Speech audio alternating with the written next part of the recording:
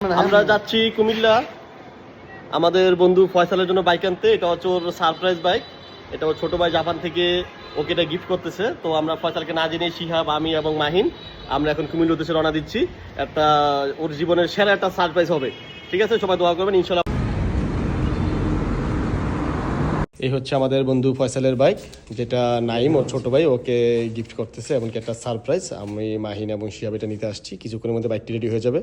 তারপর আমরা বাইকটি ইনশাল্লাহ দাউদকান্দি পৌঁছে সেই সারপ্রাইজটি দিয়ে দিব আমাদের আবু নাসের সরকার ওরফে ফয়সালকে।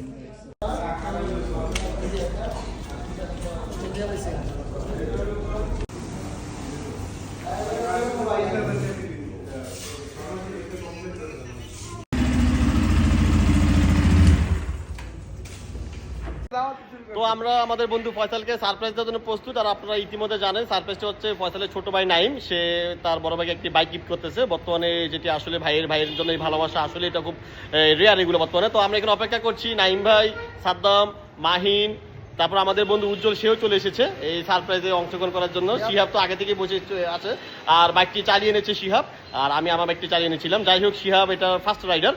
তো সব মিলে আমরা সারপ্রাইজ দেওয়ার জন্য প্রস্তুত। দেখা যাক, আমাদের ফ্রেন্ড সার্কেলের মধ্যে এরকম সারপ্রাইজ এই প্রথম। তো আশা করি এই জিনিসটা আসলে খুব চমকপ্রদ হবে।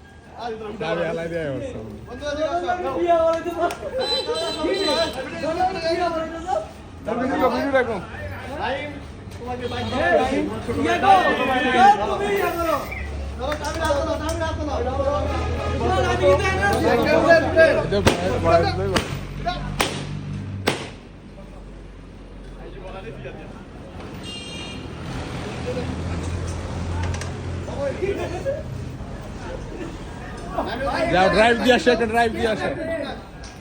বাবু আমাদের অবশেষে ফয়সালের ছোট ভাই নাইম তাকে বাইকটি গিফট করেই ফেললো। অনেকদিন যাওয়ার ফয়সাল বাইক কিনবে বলে গড়িমসি করছিল। নাইম খুব সিক্রেটলি ভাবে আমার কাছে এটা টাকা পাঠায়, এমনকি আমি এমনকি মাহিন শিয়াব গিয়ে আজকে কুমিল্লা থেকে বাইক কিনে আসি। ফয়সাল, তোমার কেমন লাগছে?